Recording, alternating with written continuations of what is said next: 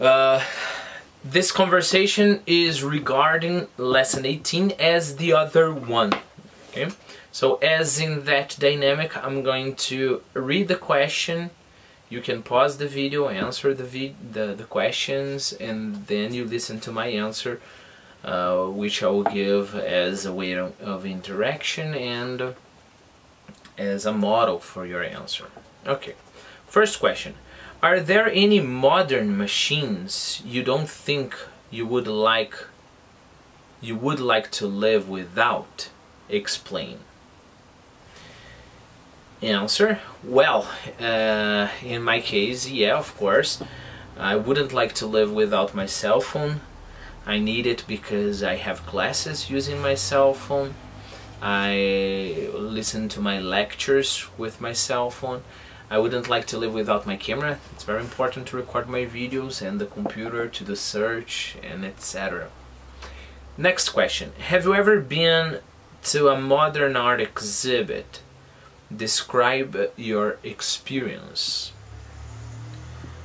Answer. Yes, I have many times at Oscar Niemeyer Museum. And by my experience, I know that sometimes it's a form of art that defends an idea. So it's not exactly art because it's beautiful, but it's art because it's a message, and then you have to interpret the message. I think it's creative, I think it's nice, but I think it's closer to publicity and creativity, you know, like, oh, that's very smart. And not to art where you have to acquire all of the advancements of the art throughout the ages, right? Next question.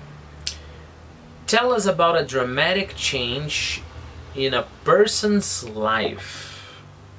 Answer. Well, I think a dramatic change is, for example, when you get married, right? That's dramatic because you are going to live with the person you like much more than you lived before, right? So it's a big deal. Another dramatic change is when you leave your parents' house, because of course then you realize clothes don't wash themselves, you know, and you have to do that, and you enter the kitchen and suddenly there is no food there, and then you find out that food doesn't cook itself. You have to do it, so it's quite an impact, right, for a person's life. Number 4. Is there any period in your life that was special for some reason? Interesting, and then you have to explain. Answer.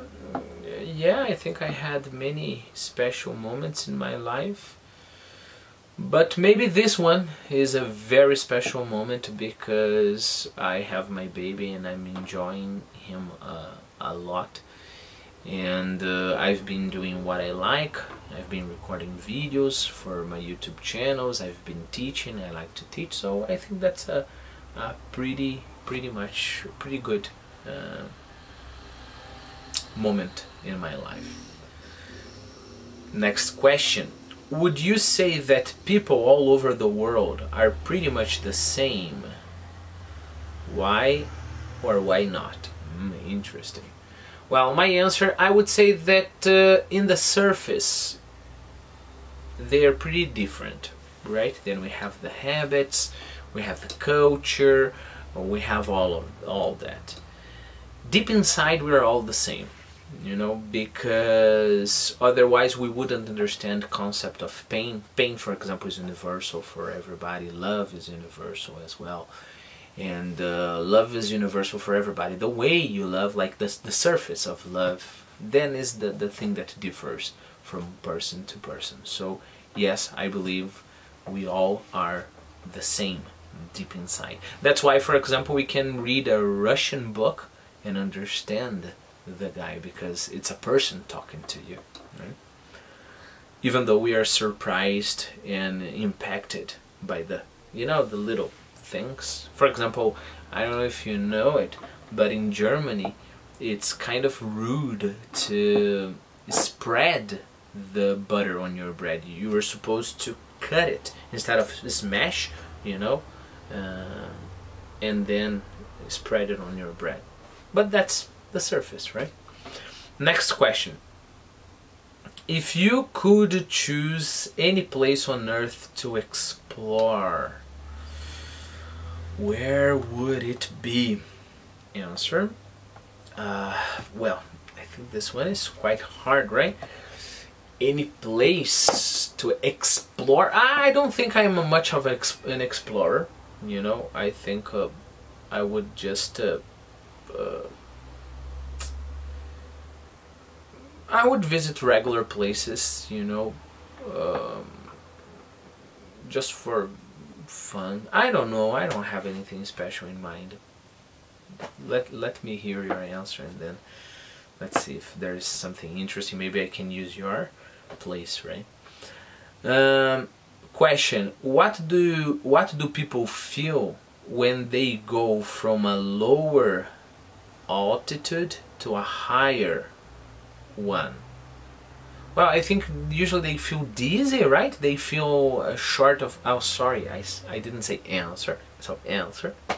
Okay, so I think they feel short of breath, right? They feel dizzy, maybe, and maybe some pressure on the head. I really don't know, but I think those are symptoms of being in a very high altitude. Question: Tell us about someone you consider to be a skeptic. I don't know, I am a skeptic regarding many things, regarding many discoveries of science. I'm very skeptic. You know, I'm a skeptic. I'm very skeptical about those things. Mainly regarding this idea that science is one thing. You know, science says. Who is science? You know. So this idea that all scientists are in agreement, that people popular or regularly believe, you know, and then we find out that no, they're not all in agreement. You go to a doctor, he's going to say something. You go to another doctor, he's going to say something completely different. So I am a skeptic when it comes to the excessive authority of science. I do believe in science, of course. After all, I use a computer. After all, I take medicines. I take pills when I'm sick. But